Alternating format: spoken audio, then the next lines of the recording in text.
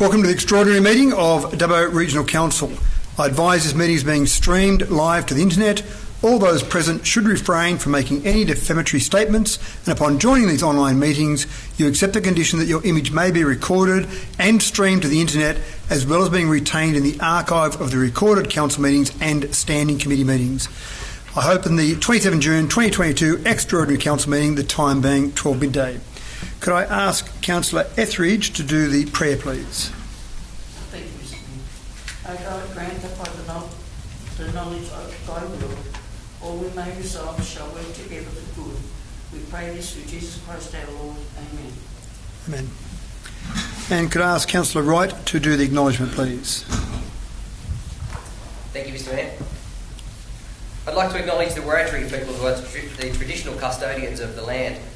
I'd also like to pay respect to the elders past, present and emerging of the Wiradjuri Nation and extend that respect to other Aboriginal peoples from other nations who are present here today. Thank you, Councillor Wright. I have a CCL 22/165 leave of absence. I have a request from Councillors Black, Burns and Wells to be absent from this meeting. Can I have someone move that, please? Thank you, Councillor Chowdhury, seconded by Councillor Goff. Any discussion, councillors?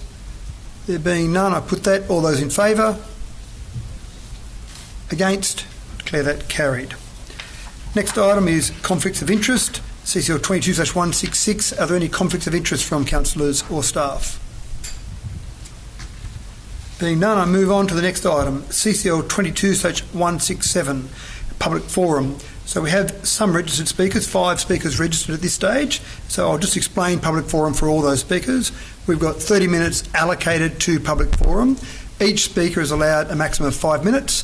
After 4.5 minutes, I'll ding my glass here so you'll be able to hear that you've got 30 seconds left, and at 5 minutes I'll ask you to stop speaking. Then after we go through the 5 registered speakers, there will still be some time left in that 30-minute time frame, so then I'll ask anyone from the audience if they'd like to come forward and speak as well. The speakers that I go to will go in order of the registration when they registered to speak, so it'll be in that order. So the first speaker I have in public forum is Bronwyn Powell, speaking on CCL 22/168. Bronwyn, if you'd like to come forward to the microphone, please, and I'll start your 5 minutes when you start. Thank you. Great, thanks Mr Mayor and councillors. Can everyone hear me? Yep, awesome. So I'm Bron Powell. I'm the project manager for this region for Ozfish. Ozfish is a nationwide organisation of recreational fishers who want to restore fish habitat. So here in Dubbo and in the region, we run lots of programs that are basically restoring the river, helping make the river healthy, and we incorporate lots of volunteers in the work that we do as well. So I wanted to speak specifically to the submission I made was that the council provide $45,000 again, as has happened the last few years, $45,000 for the river repair bus to continue our river restoration work. However, I do see in the background papers for this on this agenda that council is saying no, they will not fund, or that there are multiple organisations that you'd like to fund instead of just one, and that no funding will be given in the 2022 to 23 financial year. So I would just like to address this, that as far as we are aware, it's only us, Ozfish and Dubbo River Care that are doing this work at the moment. That is weed control, tree plantings and rubbish removal along the river. We are the organisations with the skills, experience, qualifications, equipment to do this. Ozfish has been doing it for the 7 years that we've been established. Dubbo River Care have been doing it for 20 years along the river. And both of our organisations incorporate volunteers. So basically, if you want this work to keep continuing, the rubbish removal, the weed control and the tree plantings along the river, you're best to fund these organisations in terms of bang for your buck, to be honest, because we're the ones incorporating a lot of volunteers in our work. Dubbo River Care are all volunteers, whereas us at Ozfish, Ethan's going to speak. He's the river repair bus coordinator. He's the one that takes volunteers along the river in the river repair bus to do this work. So basically, if this funding isn't provided to Ozfish again, you're going to get a trailer load of rubbish accruing across the river council-managed river reserves each week. You're either going to have to pay about $500 per hour or more for tech services to remove it, come along with a bobcat and a truck to do it, or otherwise that rubbish is going to keep accruing in these reserves. So totally recommend that council does still provide that $45,000 per year for the Ozfish River Repair Bus to do it, and we'll keep doing that work as we have been. Also say that we also fulfil 5 different action items under the Council's draft operational plan for 2022 to 23. These actions cover the divisions of economy, livability, environment and sustainability. So basically we're fulfilling outcomes for Council under the operational plan. Again, best bang for your buck, you're paying one person's wages 1 to 1.5 days a week plus a lot of volunteers to do all that work. Also just to mention the weed control work that we do. So since the high flows that we've seen the last 6 months, weeds are just spreading. It's dumped seeds all up and down the riverbanks. All those weeds are just booming. So weed control is actually even more important now than it has been. And if you leave it another year to fund this kind of work, it's just out of control. I mean, it's already pretty basically out of control. We actually need more funding to keep these weeds under control. Same with tree plantings. Just in the last 3 weeks, we've planted 190 trees along the river in Regent Park. That's just some of the important work that we do. Again, I just say, this is not just about the environmental health of the river. It's also about locals who use these spots. It's about fishers that want to go down to the river just for a fish, take their family, take their kids.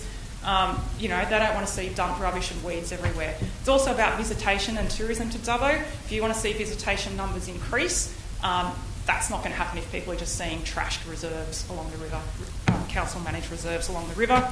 As I said, it is about the health of the river as well. The fish, the ricali, which is the water rats, all the platypus, all those kind of things that environment that people like to go and see and enjoy along the river. So just in summary, I do recommend that Council reconsider that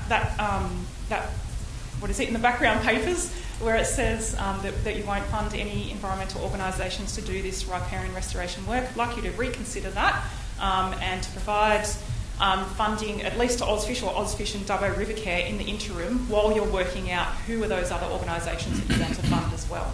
So, thank you very much for your time. Thank you, Bronwyn. The next speaker registered is Ethan Chant, once again speaking on CCL 22/168. Thank you, Ethan. If you'd like to come forward, and I'll start your time once you start talking. Thank you, Mayor, and thank you, Councillors. So, my name is Ethan Chant, the River Repair Bus Coordinator and Team Leader for Ozfish in Dubbo. As Bronwyn was saying, so the River Repair Bus, the work that we carry out is weed control, rubbish collection, revegetation of the riparian zone, and much more. Like we re-snag the rivers as well. We're basically trying to get the habitat back to its native state along the river, but in doing that, we are involving the community, like community groups and volunteers to help out and assist to get a lot of work done to achieve our desired results. So the rubbish collection, I collect roughly around minimum of 80 kilograms of rubbish per week. This is made up of glass bottles, plastic, fast food packaging. Not only that, needles. So needles are scattered everywhere along the reserves. So by having the River Repair Bus attend these reserves, I'll just quickly stop there. So the reserves that we manage are 20 reserves in the Dubbo LGA, council managed reserves. So I'm attending all these reserves at least once, 2, 3 times a week. So I'm able to action those needles and remove them from the reserves, just to assist in the safety of the users of the reserves. The tree planting that we've done, so Bronwyn just stated that we planted 180 trees along Regent Park in the last 3 weeks, and in doing that we involved 20 volunteers to assist in doing that, and we've also held a fish migration talk which is on the Fishway, the South Dubbo Fishway, and the importance of that, just providing education to the general public so they are aware, and then aware of the impacts if rubbish build up and the weeds are noxious weeds and blockages to the Fishway. The mowing that's conducted through the River Repair Bus on reserves including Butlers Falls, Caroline Reserve, Terramunga Mine Reserve and Golf Links. So the mowing that's conducted, we are maintaining trees, but not only that, we are keeping the reserves usable and appealing to the public eye. So without the mowing, without the tree planting, without the rubbish collection, the reserves are going to be overgrown, littered and void of native vegetation. the community groups that we involve and through the volunteers, they provide valuable resources not only to us but to council and the Dubbo community, because the work that we're doing not only benefits council and Dubbo, but it benefits the future. So in saying that, I would like council to reconsider their decision and continue to fund the bus as they have for the past 5 years. Thank you very much. Thank you, Ethan. The next registered speaker is Mr. Lachlan Cusack from REO and SW Orana Division, again speaking on CCL 22/168. Thank you, Lachlan. Thank you.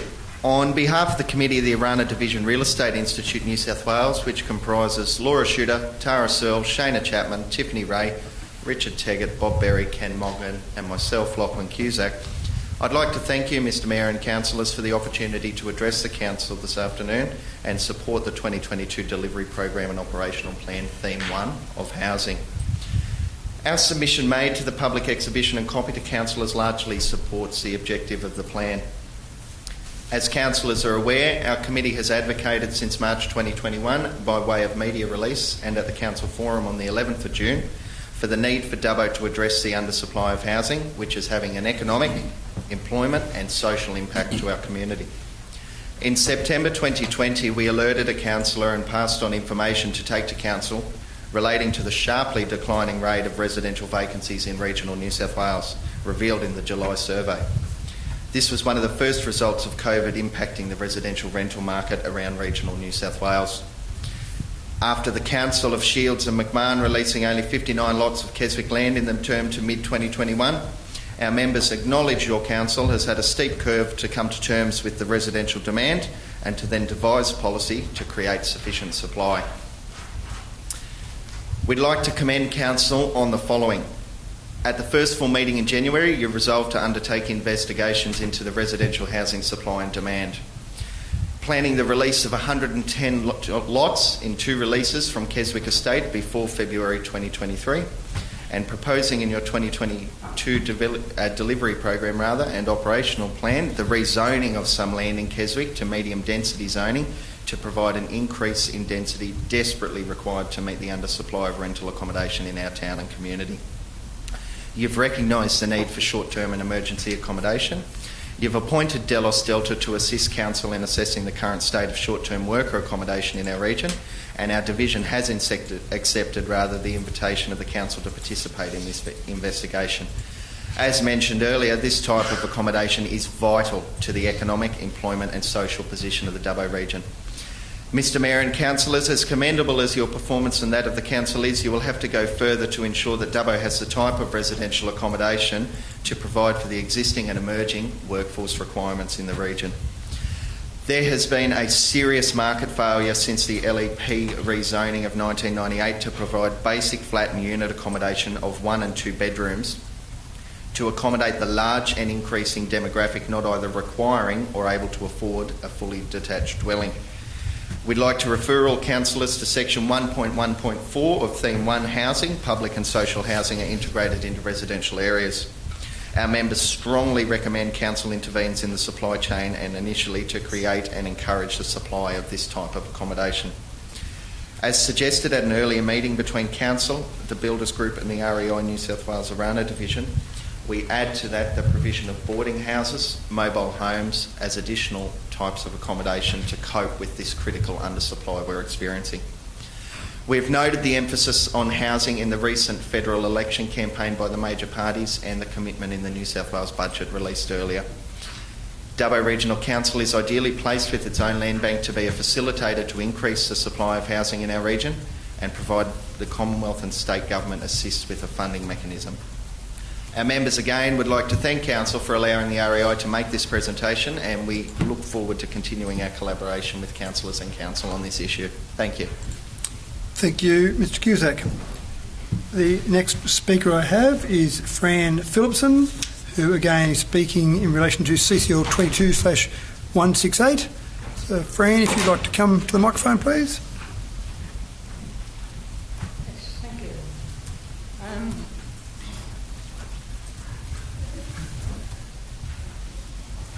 I'd like to speak on the charges for landing at Wellington Aerodrome. I commend you for reducing the fees, but I really think they should be totally removed from Wellington Aerodrome. Now, if we look west of the mountains in New South Wales, there are 20 aerodromes that are not security-controlled aerodromes. Now, you may not know, they're basically two sorts of aerodromes.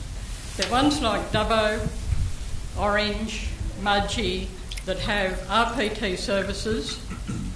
They have exclusion fences around them. They're security controlled. They're quite expensive to run. Wellington is a non-certified aerodrome, not security controlled. It doesn't have the same expenses as the security controlled ones. Now, if we look at the airports west of the mountains, these are the fees to land. Now, Wellington will be, next financial year, very soon, $6.74 a tonne. Narromine will be free, Canamble is free, Forbes is free, Parkes is free if your aircraft's under 2 tonnes, Walgett is free, Burke is free, Albury is free, Cobar is free under 800 kilos, Condobolin is free, Coolah is free, Coonabarabran is free, Cowra is free, Hay is free, Hillston is free, Inverell is free, Lightning Ridge is free, Nyngan is free, Railstone Air Park is free, Temora is free, Tottenham is free, Warren is free, West Wyalong is free, Young is free. Wellington stands out for the wrong reason. There is a charge there. Now, the council's right in wanting a profit from their airports. In 2020, 2021, Wellington actually made a profit. Now, that's a COVID year. And you've got to ask yourself, why did it make a profit in a COVID year when it hasn't made profits in other years? Well, we'll look at some of the expenses. The current year, we've had an expense of over $9,000 for cracked ceiling. Now, where did this cracked ceiling occur? It was right in the middle of the runway, not where aircraft take off or land, where they'd be causing any trouble. It occurred on the hot mix section that is used by the drag club. And yet, that expense, that 9,000 plus expense, was put down to the airport. But in the budget, it says event owners will be charged at cost for any and all damages that are caused during the event as per the event hire agreement. Now, why did that become an airport expense when it wasn't caused by aircraft? The same applies for lights that are damaged. There's been no aircraft hit lights, to my knowledge, and yet there's been quite a lot of expense from lights that have been damaged at other times, not from aircraft. They should be charged to the other thing, not to the aerodrome.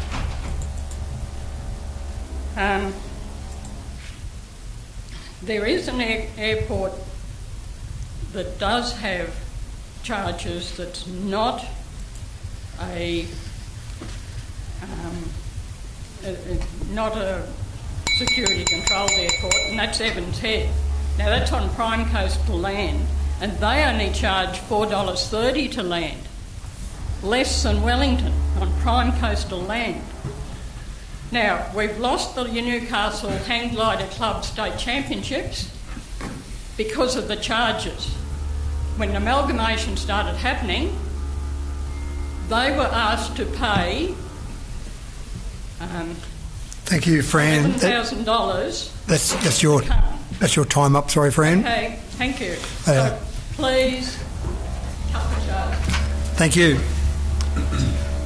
The next speaker we have is Nicholas Broadbent. He's coming in remotely, and I think we've got Nicholas there by the look of it. So, Nicholas, welcome. You've got 5 minutes to state your case, and then you'll hear me ding my cup at 4.5 minutes, and then we'll finish you up at 5 minutes. Thank you. The floor is yours. Thank you, Mr. Mayor, and good afternoon, councillors. Thank you for the opportunity to address you today. My name is Nick Broadbent. I am a public defender based in Dubbo, and I'm also the chairman of the Macquarie Conservatorium. Councillors, as a not-for-profit community organisation providing music education, the Macquarie Conservatorium has a student catchment beyond the Dubbo region local government area. We reach to Narromine, to Canberra, Warren and surrounds, and we provide educational, cultural and economic benefits to the state's western regional community. We currently service 17 schools in the Dubbo area and some 900 students from diverse backgrounds. The organisation employs about 18 staff. Councillors, the con currently occupies premises on the corner of Walsh and Darling Streets. You might be familiar with it, but councillors, from the 31st of December 2022, that's the end of this year, the Conservatorium's lease with the New South Wales Department of Education for their premises at Walsh Street is not being renewed, as the New South Wales Government moves to repurpose that building back to public education facilities. That means that as at 31st of December 2012, the Conservatorium will have no home. The Conservatorium has been proactively working with various stakeholders to identify a medium-term and long-term location for lessons, for workshops, performances and business administration for the day-to-day running of the con. We were very kindly assisted by staff from Council to view the Carpet Court and former bowling club sites. The Carpet Court site, for a variety of reasons, presents an attractive option should it be available in the time period that we seek. In our view, the community is best served by a conservatorium which is situated in a thriving cultural precinct, as its contribution in that location to the people of the region would be maximised. I'm addressing Council today to ask for your attention and assistance in making a future home for the Conservatorium a reality. I'm asking for Council to consider whether any of its sites might fit the bill. The Carpet Court site, as I've said, may be an ideal solution for a medium to long-term premises for the Conservatorium site, if what Conservatorium Board hopes will become a thriving cultural precinct. The basic needs of the Conservatorium include spaces for lessons, workshops, performance and business administration, as I've said, but spaces which will serve the people of Dubbo and provide for their musical needs. However, the Board of the Con is very confident that any performance space which is allocated to the Conservatorium can be used for a multitude of cultural and social purposes. It can be repurposed, it can be used for multiple things, and for that reason we look forward to working with Council to identify an appropriate space for this to happen. I'm addressing Council because we can't do it alone. We're a non-profit organisation and the options in Dubbo are quite limited for the space of the kind that we need to fill our function. We are keen to contribute but could not do so at a commercial rate by reason of our not-for-profit status. However, we consider that we do bring an important educational and cultural resource to the region, and we very much want to continue to do that. Councillors, my email is chair@maccon, that's macqcon.org.au. I would encourage you, if you are interested in assisting us in any way, to make contact if you have any questions, or if indeed I can answer any further questions. Thank you, Mr. Mayor and Councillors, for your attention. Thank you, Nicholas. So we still have time to the gallery, still have time in public forum now. We haven't used our full 30 minutes. So if there's anyone else that would like to come forward and address Council, we've covered just about everyone in the gallery at the moment. But if there's anyone that would like to come forward and speak on a matter before Council. Okay, thank you. We move on to the next item, CCL 22/167A. I've got a mayoral minute, and I've got this mayoral minute in relation to provision of credit to users of potable water in Geary during the boil water alert period. As the community would know, and in particular the Geary community would know, we have a boil water alert at the moment that's been going for almost 3 weeks, about 2.5 weeks at this stage, and hopefully will soon be lifted. But has just been lifted. so, okay, so we've just received formal advice that it's just been lifted, hot off the press. So that's been a period from, I think from memory, Thursday 2 weeks ago. That sounds about right. So it's about 2.5 weeks. So my mayoral minute, I have a recommendation that the CEO provide a report to the July Infrastructure Planning and Environment Committee on how a rebate could be provided to users of potable water in Geary for the period of the boil water alert in June 2022. So I move that. Any discussion or debate, councillors? Councillor Wright. Yeah, thanks, Mr. Mayor. Look, it's obviously been an inconvenience for the community of Geary for the last couple of weeks. There's, as many who might have read the budget report would understand that in the upcoming budget there are some funds allocated for the replacement of that water plant. It's some dating, an ageing piece of infrastructure, and it is something that this council has inherited from the previous amalgamation. So look, I happily support that minute, Mr. Mayor, and if there's a way that we can consider some form of assistance for the Geary community as a result of that inconvenience, then I'll be willing to read it in a report in a couple of weeks' time after. Thank you, Councillor Wright. Any further discussion? Councillor Ivey. Yes, Mr. Mayor, I also support the motion. Look, 2.5 weeks in a period of in the winter when water usage is probably not going to be great won't mean that there's a big quantity of water that hasn't been used because of the boil water alert. It has caused some inconvenience, no doubt, but not an extensive thing. I think that by raising this and looking at it, offering to make some recompense to the community, it won't be a big amount. It's almost a token amount, but I think it's very important that we do just recognise the inconvenience there because of the council-controlled facility. I'd say that it shouldn't be regarded as a precedent, that it is a one-off thing for in this particular circumstances, and that if anything similar in future happens at another community, then that will be looked at on its merits, not because of this precedent that may be seen as being created. Thank you, Councillor Ivey. Any further discussion or debate, councillors? No, there being none, I put that. All those in favour? Against? Declare that carried. Thank you, councillors. The next item on the agenda is CCL 22/168, the Delivery Program and Operational Plan. Can I have someone move that recommendation, please? Councillor Ivey. Yes, I'll move it. Thank you. Did you want to modify one part of that in point 9? Yes, Mr. Mayor, I note in that recommendation, point 9 relates to fees and charges in respect of companion animals, and I'd just like to add 2 words for 2 of those categories. But for dog not desexed, it should be in brackets afterwards not recommended, and similarly for cat not desexed and brackets afterwards should be not recommended. So if I could just add those words into that motion, and then and that becomes the motion. So you're moving it as written in the business papers with those 2 minor changes. Thank you, Councillor Ivey. Can I have someone second that, please? Thank you, Councillor Chowdhury. Would you like to speak to your motion, Councillor Ivey? Yes and no, Mr. Chairman. Yes, to say that the motion obviously is fairly full, dealing with the fees and charges. With that small correction, I'd like to move that be accepted by this council. Thank you, Councillor Ivey. Other discussion or debate, councillors?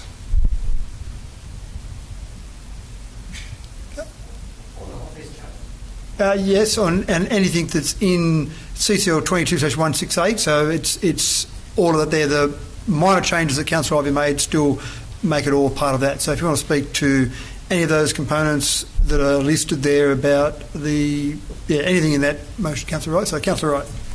Thank you, Mr. Mayor.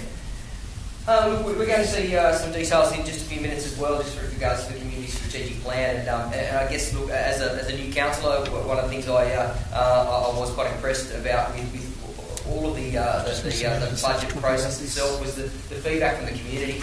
I think it's an extremely important aspect of what we do as councillors and how we form the council moving forward. So I really applaud the community for their feedback and contribution. From a councillor's perspective, it is a real juggling act. You know, there are a number of community groups in that do some great work out there, and to be able to support all of them would be absolutely fantastic. To try and pick and choose between those ones that we think will benefit the community or that the council can fit into a financial budget is just an ongoing challenge. So again, as a new council, a first budget going forward, I think all councillors have an intent to try and turn the council around and improve that bottom line, which is for the good of the council and also the community moving forward. So I hope the community was satisfied with what this new council will provide. Thanks. Thank you, Councillor Wright. Any further councillors?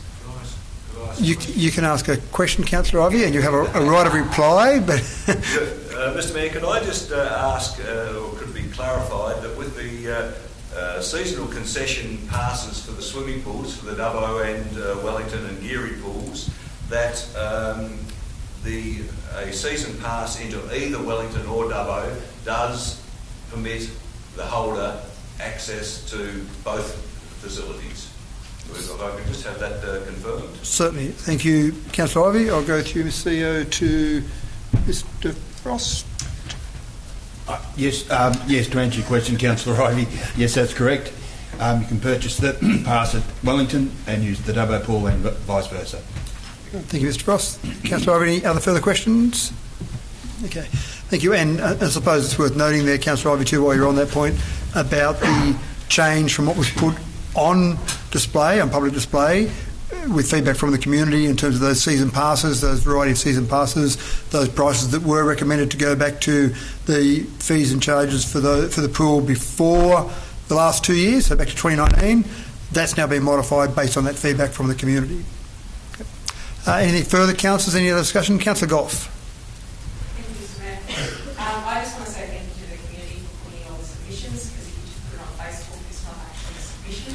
So, thank you to all that.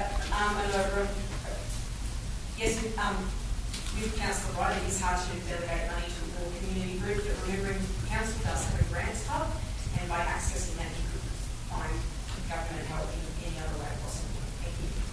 Thank you, Councillor Goff. Any other further questions or comments, councillors? No? Sorry, Councillor Showery, just in time. I'd like to put up one point, like the rate increase in our... Sorry, Councillor Showery? Rate increase. So you want to talk about the rate increase? I'd probably talk about that in CCL 22/169. Yeah. Not telling you what to do, Councillor Showery. You can talk about it now if you like, but I'd probably hold it till the next one. Yeah. Thank you, councillors. There being nothing further, I put that. All those in favour? Against? Declare that carried. So now, before we move on to CCL 22/169, point 6 of that recommendation says that council make a determination of the fees and charges in respect of the Aquatic Leisure Centre for a 10-entry pass. We've now moved and resolved that motion, so that now becomes a resolution of council. So before we move on to the next item, we need to now make a determination for those fees and charges for the 10-entry pass. So, Councillor Ivey, would you like to move a motion in respect to that? Thank you, Mr. Mayor. Yes, I'd like to move that in respect of that point 6, that the 2022-23 fees and charges in respect of the aquatic leisure centres in our area, that for the $10, the 10 visit pass be amended to, for Dubbo and Wellington, cost of 10 visit passes be $45. For the Dubbo and Wellington child concession cost for 20 visit passes be $25. For Geary adult, the cost for 10 visit passes be $30. And for Geary concession, the cost of 10 visit passes be $20.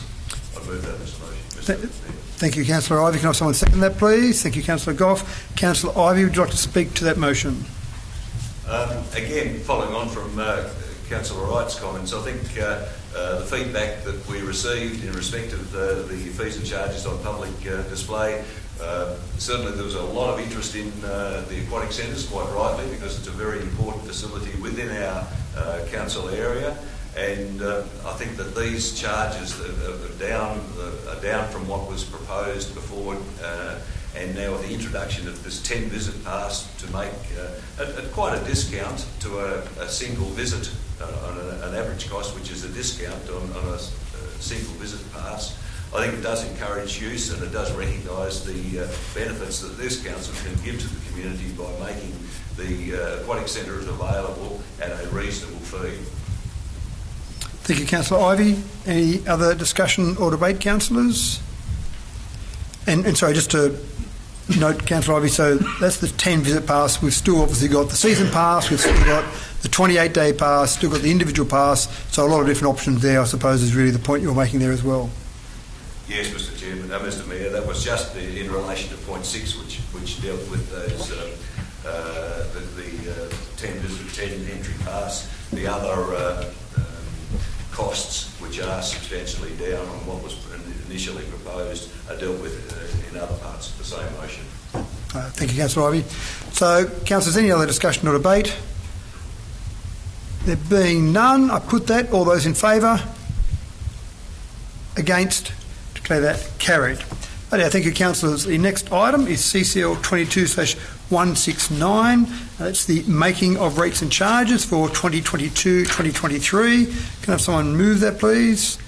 Thank you, Councillor Wright. Seconded by Councillor Etheridge. Councillor Wright, you want to speak to that motion? Yes, I do. Thanks, Mr. Mayor. Look, as councillors, we've been receiving a lot of feedback around varying facets of the council or the LGA, especially assets, namely roads, which are undergoing some pressure and stress over the last couple of years. And look, Dubbo is not the only LGA we're experiencing this sort of deterioration of the road base. But look, one way to increase the amount of money that council receives is obviously through grant funding or increasing fees and charges or increasing rates. Look, Dubbo does receive around only 34% of its income, in fact, from council rates, with the balance of that coming from fees and charges, and also from grants already. So council is rather active in that space in chasing grant money, definitely. To put it into some form of perspective, we're talking about increasing council rates here by 2.3%. So to go from, say, a base of 0 to 2.3% for the average rate holder is around $26 per year. So it's not a significant amount of money, but it is an amount of money that each of those ratepayers can help council contribute towards the road state that we're all driving on at the moment. So look, hopefully that amount of money, it's around $640,000 per year, the council can put towards some maintenance of those roads, and the public can see that money well spent, hopefully, as we look forward. We'll look back on this budget sometime next year. Thank you. Thank you, Councillor Wright. Any other questions or comments, councillors? Councillor Ivey. Thank you, Mr. Mayor. Yes, I will vote in favour of this motion, that the rates obviously does embody an increase in the rates. But in saying so, I would just like to pass on to our rate-paying community that council is acutely aware of the financial position that everyone is facing, including council, and that by making a rate increase, which increases the revenue, that helps the bottom line, but also within council, and I have been assured by senior staff that every effort is being made to improve efficiencies wherever possible, to cut wastage, to cut costs, and to provide a good service to our community that does include, wherever possible, efficiencies in the delivery of those services. Thank you, Councillor Ivey. Other discussion or debate, councillors? Councillor Wright, you probably don't require a right of reply to what Councillor Ivey said. Right, councillors, I have that before us. All those in favour? Against? Declare that carried. Next item, CCL 22/170, the Towards 2040 Community Strategic Plan, results of public exhibition. Can someone move that, please? Thank you, Councillor Goff. And seconded by Councillor Etheridge. Councillor Gough, you wish to speak to that motion? Any discussion or debate, councillors, in relation to the 2040 Community Strategic Plan? Councillor Ivey. Just one comment, Mr Mayor, and that's to congratulate and thank all those people who did make a submissions. Those submissions were considered by council and staff, and they have been very useful in formulating and modifying that community plan. So I think, again, just to let those people who make submissions know that yes, they are aware, they are listened to, they are read, they are appreciated, and that they do act for the better good of the council. So thank you. Thank you, Councillor Ivey. Any other discussion or debate, councillors? Councillor Wright. Thanks, Mr Mayor. Look, I'll just echo Richard, Councillor Ivey's sentiments there as well. Again, just along those lines of community consultation and feedback, I've got some numbers for you here, Councillor Ivey. Actually, with the budget of around 83 submissions and 232 for the community strategic plan, about 315 public submissions all up, and of those 315 submissions, they did include attendance at workshops as well, in which a number of people provided multiple points of feedback as well. So, but from a council's perspective, I don't believe that feedback from the community needs to come out just when it's formally requested. You know, there's 10 councils on Dubbo Regional Council, and our contact details are on the council website 24 hours a day for the term of our role as councillors. So certainly we'd encourage the community to reach out and ask questions or provide feedback. That's the sort of information that we'll utilise to going forward for a council to shape the community that everyone wants to live in. So reach out to your local councillor, have a chat, and if you'd like a coffee, you can. I'm sure there's plenty of councillors that'll let you shout when there's coffee to talk about the community. Thank you. Thank you, Councillor Wright. Anything further, councillors? Any other discussion, debate, questions? No? There being none, I put that. All those in favour? Against? Declare that carried. There are no further items for consideration at this extraordinary council meeting. I declare the meeting closed at 12:42 p.m. Thank you for your attendance, to the media and the people in the gallery. Web streaming has now been completed. Thank you for your attendance.